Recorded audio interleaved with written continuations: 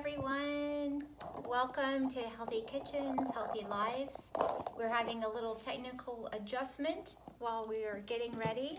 Thank you so much to my amazing colleague, Frank, who's shaking and rattling the screen Hello. for us.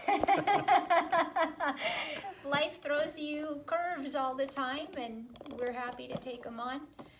We were experimenting earlier, and there you go. So welcome, I'm Dana, good morning. I'm the functional dietitian here at Lifescape Premier. So happy to be on this Facebook Live with you this morning so that we can come back together as a virtual community and support each other in our quest for what I have decided this morning on my walk to call radical self-care, which is cooking and nourishing from the home first. So, and that's the part of this whole quarantine that I'm the most excited about for everyone, is ask them to start exploring their kitchens, and their repertoire has increased, their health has increased.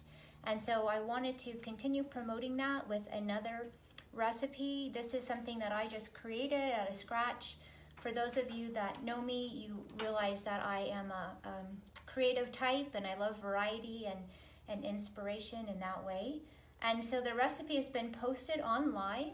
If you want it, I know some of you have already messaged me in advance that you're going to cook along. Awesome, thank you so much. And know that this dish can be a lunch, a breakfast, lunch, dinner, or even a dessert. So food for me crosses all boundaries. It doesn't define itself as a breakfast food or otherwise. It's just food. You're hungry and you need good food. So what I'm going to be making today is plantains, and for those of you who have not heard of plantains before, this is what they look like, and they can vary. As you can see, this one has some black on it, or not black, but a really dark brown. That's okay. It doesn't mean that it's spoiled or bad in any way. Plantains are in the same family as the regular banana. They're just not as well known, and plantains are they're available in different stages of ripeness. So these were one of the more riper varieties that were available at the store when I went shopping. And if they're a really green plantain, that means they're going to be very starchy, and we call them a cooking banana, if you will, and that's when it's a good idea to make plantain chips or grind the plantain into a flour and use it in bakery items. So there's a use for it. As it ripens, it gets a little more yellow. These are past that stage, or this one is. And that's when it's really nice to use it as what we call a dessert banana, or something that's great for sauteing. It still holds its shape. It's a little sweeter, but not too much either way. It's kind of, the perfect middle ground. And then they start getting even riper like this one. And then oftentimes they can get so sweet that they become a bakery item, baked like a dessert, and you can bake them as a custard or otherwise. So these are right on that edge of perfect. So we're going to go ahead and try those out today. And before we start cooking, you guys know I always like to give you a little bit of information or nutritional background on the plantain itself. So plantains are rich in several key nutrients that I want to call out. The first one being potassium, and as you know, potassium helps manage blood pressure and also reduces the risk for cardiovascular disease, among many other things. Additionally, plantains are a really good source of vitamin A and vitamin C. We've been talking tons about vitamin C in our newscasts and information coming out all over as a major immune enhancer, immune booster, and vitamin A and C are both in that category and in here. And then also, this is a great source of fiber, and specifically soluble fiber. And I mention that because soluble fiber helps draw water into the stool and relieves constipation, which is a really big deal. If we're blocked up, we're toxic, and you can't expect everything to work properly. Fiber also helps manage blood sugar so that we can maintain a nice even level throughout the day and not feel too hungry at any one time. Fiber is also important to help control weight, to provide a sense of satiety and fullness. Finally, for those of you that have spoken with me in the last couple weeks especially, You know that I've talked about fiber in terms of feeding your colonocytes or the cells in your colon. It's the preferred fuel for the colon bacteria to ferment and systemically create harmony in the body. That's going to be a broad overview of a very intense topic, but know that this is the key to that pathway of health. So with that being said, I'm going to start cooking. I don't know if you can see. I'm going to use this big pot over here, this skillet, and turn on my stove. I'm cooking with an induction stove today, which is a real treat because it heats up quickly, cooks evenly, and only works if the pot is on it, so it's not as likely that you'll get burned. And then for those of you who are cooking along, you want to have your ingredients gathered. And in fact, I'm going to just take a quick pause on preheating the stove because it does heat so quickly. And I was so excited to get started that I backed up and forgot the whole preparation of the plantain. So with that being said, if there's a sticker on it, like there is on this one, you can remove it. And then you can pre-wash these if you want on the outside with some water. And then I'm just taking the knife and I'm going to cut off both ends. And when they're really ripe like this, they're very easy to peel. The plantains do have a really thick skin. I just cut it in half. And then I'm just making a small slit on one side of each of the halves that I've cut. And because these are so ripe, I'm going to be able to go in there and just use my thumb and peel the skin away. If they're not as ripe as these, the skin is going to be really thick and tough, and there won't be a potential for you to pull the skin off with your hands. And that's fine, just use a paring knife and cut the skin away. If you're going to intentionally buy them that green so you can make plantain chips, then that would be fine as well. So you just want to make sure to remove all the skin. And plantains are not good raw like bananas, so I don't encourage you to try them once you've cut them and peeled them without cooking them somehow or another. And so let me do this side, and then I have another one that I've already prepared. You can cut these in any shapes or sizes that you want, depending on what your preference is or how you're going to use them. Just cut them all in the same shape, whatever you start, finish that way, because our taste buds like things to be in a similar shape, and then it cooks evenly, and that makes it more enjoyable. So I'm just peeling off the skin here.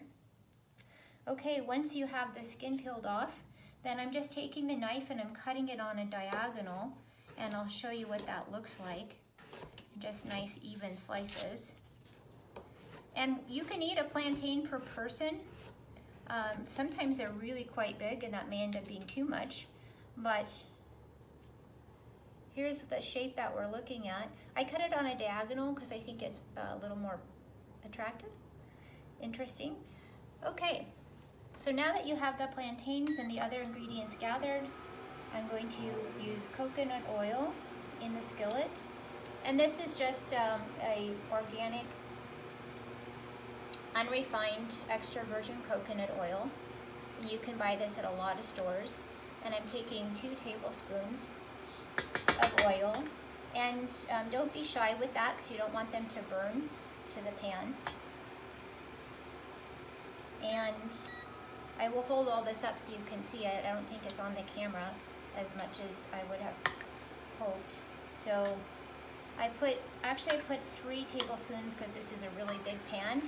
Coconut oil is a great source of medium chain triglycerides, and medium chain triglycerides get processed directly into the portal vein of the liver and provide immediate energy versus potential fat storage.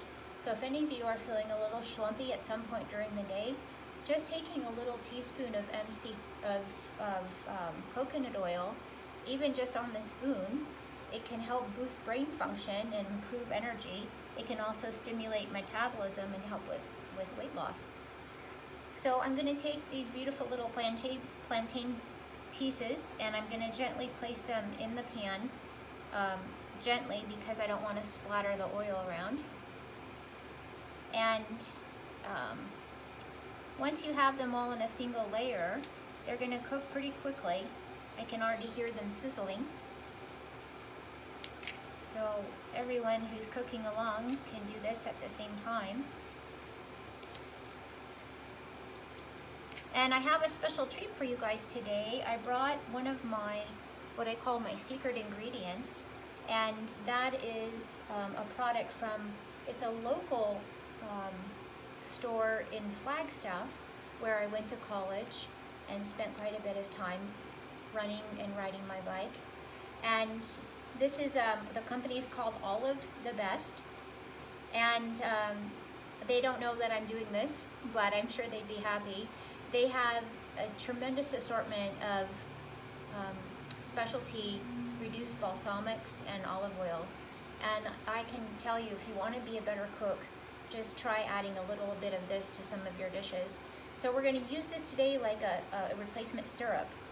And this is maple. So instead of using real maple syrup, which is high in sugar, we're going to use the reduced balsamic. A little bit sweet, but not to the same degree. And it's also fermented, and all of you guys know I love fermented food because it helps bring natural probiotics into the body and help the gut bacteria thrive. So here's the plantains, and you can see that they are happily cooking along. And you want to just move them a bit in the beginning in case they want to stick, so you don't have that to deal with later. And then this is going to cook really quickly because they're pretty ripe already. You can already smell that. While that's happening, let's add in some ginger. This is just an organic powdered ginger. And so I'm going to sprinkle this on to taste. I've really come to love the taste of fresh ginger. I've been using that in smoothies and stir fries. Lots of different applications. And then this is cinnamon, which has always been an all-time favorite for me. So we have a nice aroma going in here. Your kitchen probably smells the same. And be abundant with this. Don't be shy about it. It's really fantastic. These are anti-inflammatory spices. And anything we can do right now to boost our immune function and decrease inflammation is always a good thing. So let me show you what this looks like. All right. So that's cooking. Beautiful aroma there. And then if you have tongs, I recommend using them. They are super handy to flip the plantains. They're going to start to brown a little bit on one side. Once they do, then I would go ahead and flip them. This is, I'll tell you guys a secret, this is one of my favorite breakfasts. It gives me a lot of energy. It's sort of like having a healthy version of pancakes, which is always lovely for those of us who've decided to forego the traditional pancake and find other creative outlets. So I'm just flipping each one of these to the other side. And then here's the trick I'm going to show you that really makes the difference between a fantastic plantain dish and an okay, is once you flip them, and see how fast this is going, I usually sprinkle a little more cinnamon on top, just to make sure that both sides are coated, because the cinnamon flavor really comes through nicely that way. And so here you can see, hopefully, that these are browned on one side and then quickly browning on the other. Once you flip them over, I recommend adding some nuts. I always like to add nuts to a carbohydrate like this, a starchy fermentable carbohydrate, so that it balances blood sugar. It provides a little bit of protein and extra fiber. So these are pecan pieces. And so what I do is I just sprinkle them throughout the pan so that they can lightly toast while the dish is cooking. And that just takes a few more minutes. I'm wondering if there's any questions coming up. So far I don't see any, but you can cook this if you're allergic to coconut oil. You can cook it in like a grapeseed oil if you prefer, probably not olive oil, but a grapeseed would be a nice neutral in between. And I really have to tell you, this smells so good. It's such a heartwarming dish. and really satisfying for the soul. So I wanted to share a quick little image with you while I was walking this morning. I have this, I call it a nature path. It's a gravel path surrounded by trees and bushes, and it's really a nice little haven in the city. And I noticed a family, not that small, of quail. There were probably a dozen little baby quail, no bigger than cream puffs, running around on the path. And that just, I don't know, that kind of stuff just really makes me smile. So think of things that you're happy about and you're grateful for when you're cooking, because that energy goes into your food and makes it taste better. If you're cooking when you're anxious or stressed, you probably notice you're more likely to burn your dish or find it to not taste as good, over salted or over peppered or something like that. So we don't want any of that to happen.